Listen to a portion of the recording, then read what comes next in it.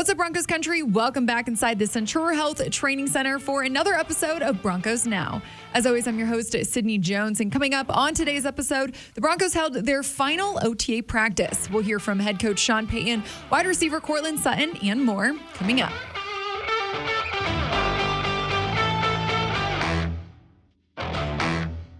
This week marked the final week of OTA practices for the Broncos as they look ahead to the team's mandatory minicamp next week.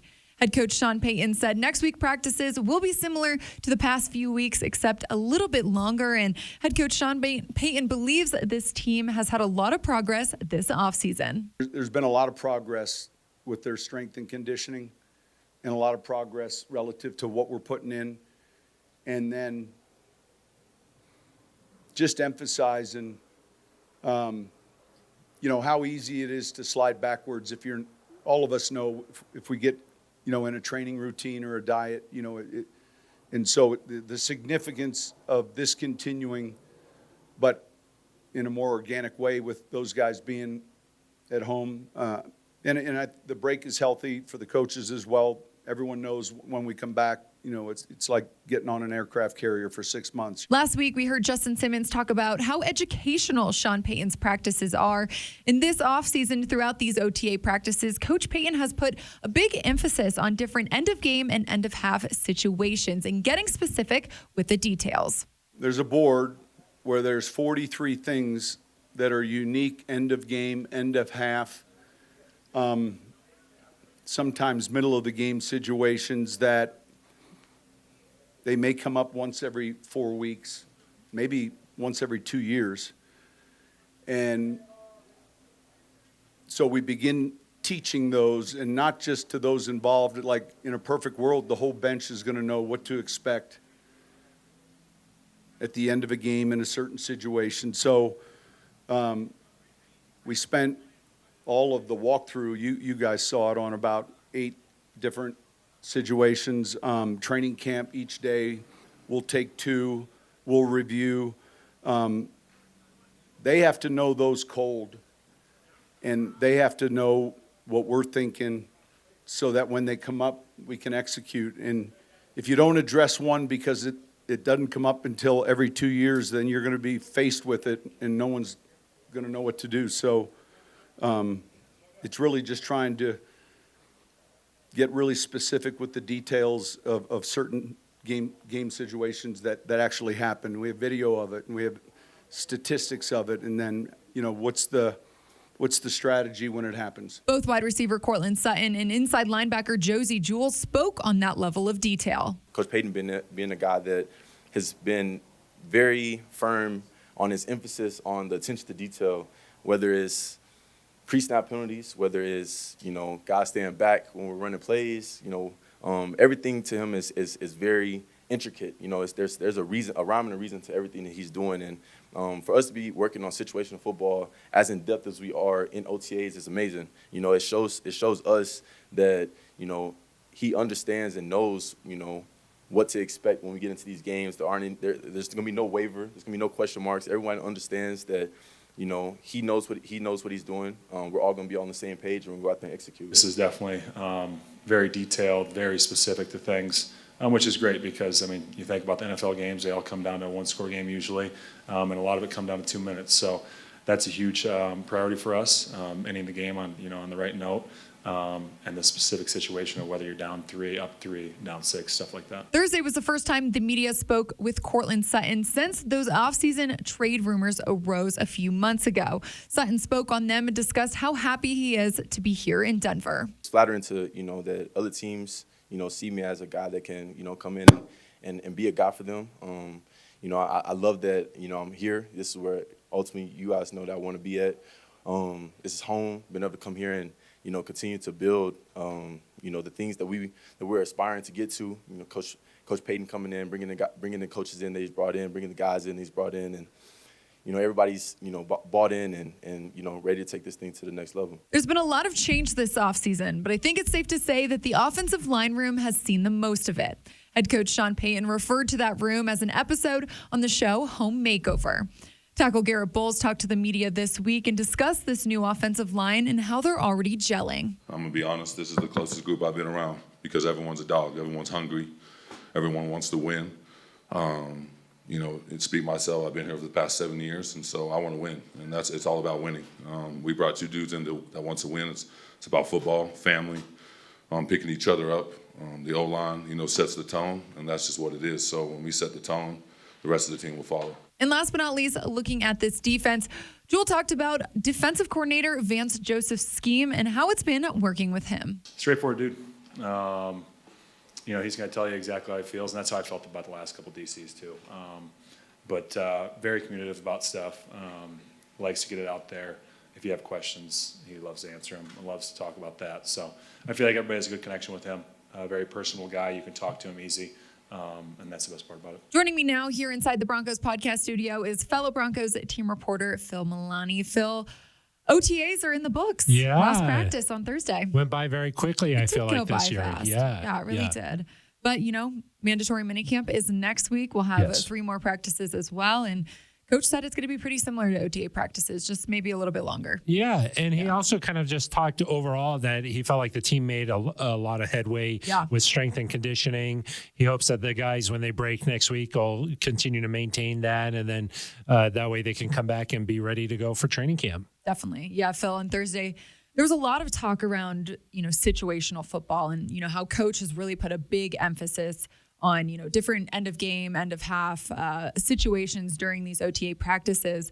You know, we heard from Courtland Sutton about it, Josey Jewell, Garett Bolles. What were your kind of, I guess, main takeaway from that? And we heard from Justin Simmons last week, and he said that, you know, Sean Payton, the way he is out there, he described it as educational. Right. And so we know that he's really focused on details and wants to make sure that everybody's on the same page. Everyone understands what's happening and why it's happening. Exactly. And then today he was talking about, hey, we got to go over situations where at the end of the game, maybe it'll pop up once every 4 weeks. Right. Maybe it'll pop up once every couple of years. Yeah. But we got to be on the same page about it. We got to be ready for this.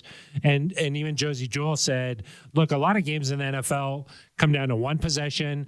It comes down to executing at the end of the game. Think about just even last year with the Broncos. They lost 2 games by 1 point each. Right. And then they lost a few games in overtime. Like, these games are tight. And so one little screw up here or there can be the difference between a win or a loss. So this time of year, it's a mental type of thing. You know, these practices, they're not very physical. So they're going over every little sort of detail here.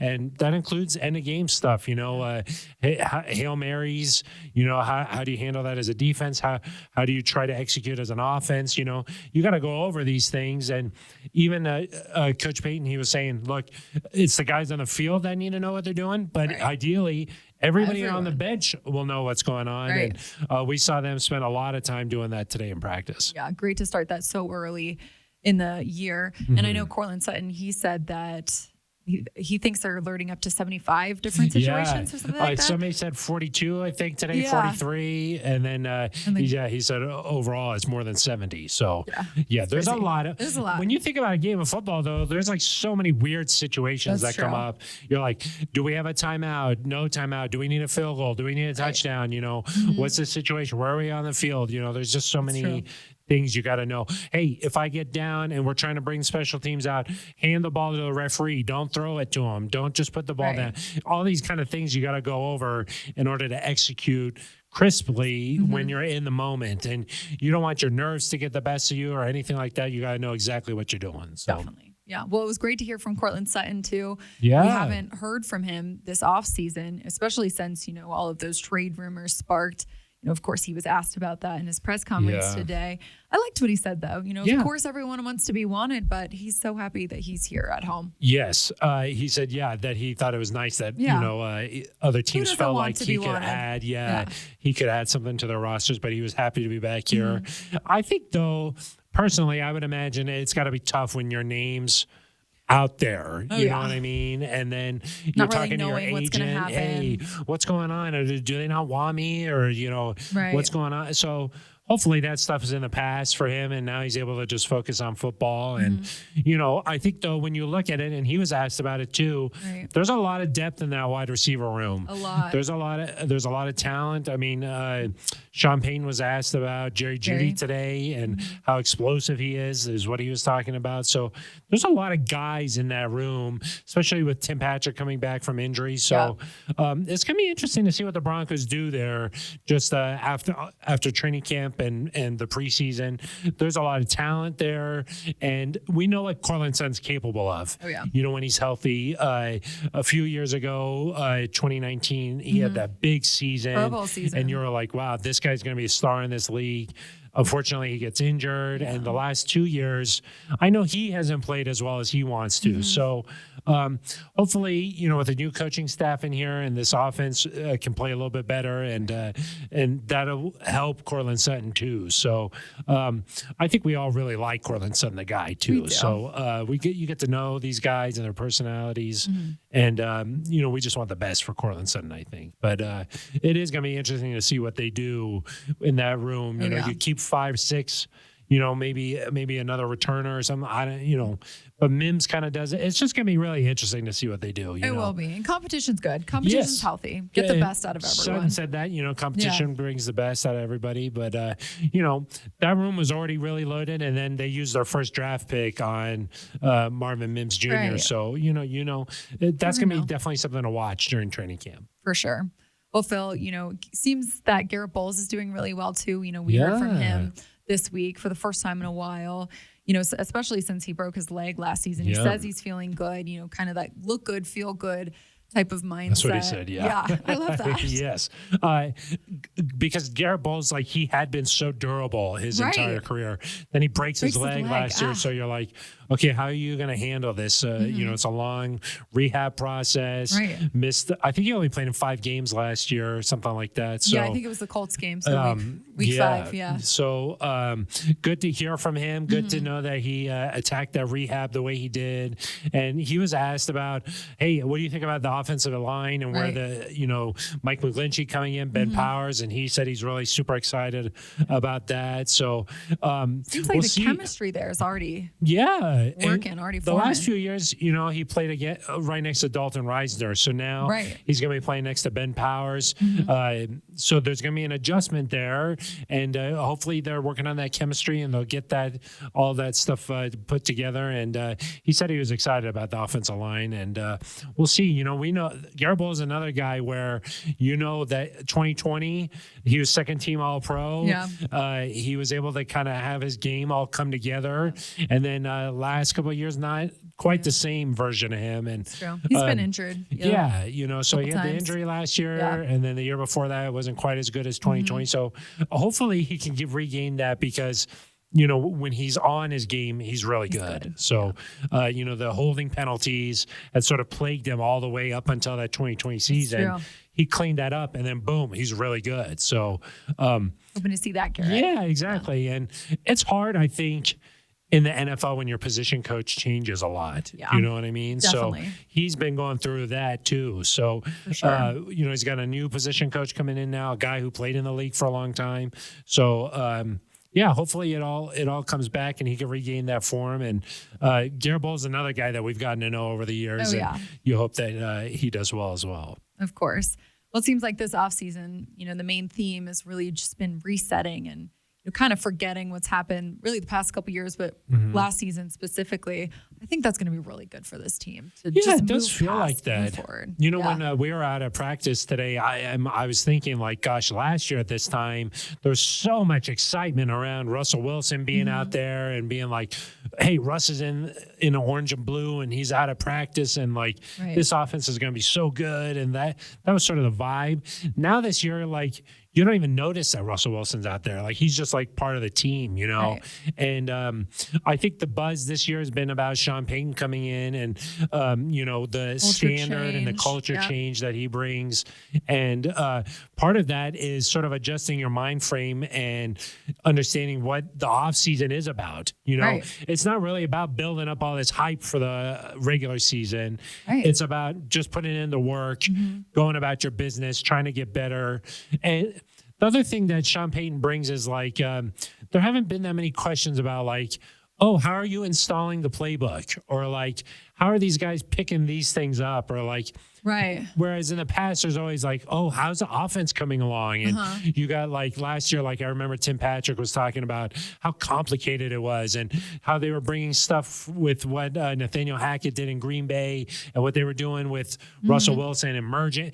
There just hasn't been that sort of narrative, you know? Yeah, that's a good point. And I think that some of that just comes with the experience that Sean Payton brings. Definitely. And there's not like, oh, how are you doing this? How are you? There's not so much questioning the methodology. You know, it's like you just know that he's doing things the right way. You know, and so I Guys think are buying into it. Yeah, and that too. So like, just the whole sort of mindset has been changed. The framework and like how you are viewing this team. It's not so much like, gosh, I can't wait till week one. Yeah. We're so excited and there's so much hype. It's more of just. There's a process here to get ready, and Right now, you're just the kind present. of going through that, you know. And it's Right. not so much hypey. Definitely. And Yeah. that's a great way to end the off season. Yeah, You know, yeah, here exactly. before they leave for summer break, and training camp's right there. Exactly. And there's just such a the attention to detail we talked about, and just everything just feels a lot more. Hey, let's grind, let's work here. It does. And then once it comes time to play, then we'll be excited about that. But right now, it's not. I haven't even thought about the start of the season. It's just sort of like what's going on during OTAs. You know, Living in the kind present. Exactly. That's a good It's way. how it That's should a good be. way to put it. Yeah, exactly. So that's just sort of what it feels like. Yeah, I agree. Well, a lot to look forward to still. We have mandatory minicamp next minicamp. week. Yes. We'll be right back here in studio for that as well, Phil. Yeah, it's a good time to just kind of see more of this team and what because we've only been out there one day a week. Right. That'll change It's next been week 3 during days in a row. mini camp. Yeah, so we'll get a better idea of what they've been working on. Yeah, it'll be good. Well, appreciate your time, Phil. Thanks for hopping on the show. Thanks for having me in studio. Always a pleasure, Sid. Well, that'll do it for this week's episode of Broncos Now, Broncos Country. Thanks so much for tuning in. I'll meet you right back here on the Broncos Podcast Network and YouTube next week for mandatory minicamp.